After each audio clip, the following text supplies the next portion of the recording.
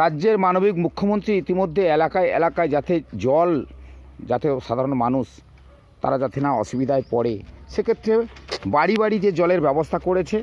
আর এই জায়গাতে অর্থাৎ দক্ষিণ চব্বিশ পরগনার কাকদ্বীপ ব্লকের সামনে বিবেকানন্দ গ্রাম পঞ্চায়েতের এই যে এলাকাতে পানীয় জলের যে ট্যাঙ্কি বসানো হচ্ছে, এই ট্যাঙ্কির যারা কাজ করছেন তাদের সঙ্গে যেমন কথা বলবো, তবে তার পাশাপাশি আপনাদেরকে বলা যে এই যে জলের ব্যবস্থা ইতিমধ্যে এলাকায় এলাকায় মানুষ যে পানীয় জলের সমস্যায় ভুগতেন, সেটা সম্ভবত আর তাদের এই জলের সমস্যা থাকবে না, কারণ ইতিমধ্যে বড় ট্যাঙ্কির কাজ চলছে।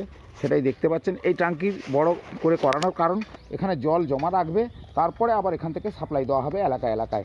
আর এখানে যারা কাজ করছেন তাদের সঙ্গে একটু কথা বলে নেওয়া। দাদা, আপনারা কাজ করছেন তো? হ্যাঁ হ্যাঁ। তো কতদিন সময় লাগবে? হ্যাঁ, মাস তারিখ সময় লাগবে। তো এই মাস তারিখের মধ্যে এটা কমপ্লিট করে দেবেন? হ্যাঁ হ্যাঁ হ্যাঁ। জলের তো কোনো সমস্যা আর হচ্ছে না? না না না। তো এলাকায় মানুষের কাছে জল পৌঁছে যাচ্ছে তো? হ্যাঁ হ্যাঁ। আপনারা কতজন কাজ করছেন? আমরা 8 জন কাজ করছি। কী নাম আপনার? মধুসূদন নস্কর।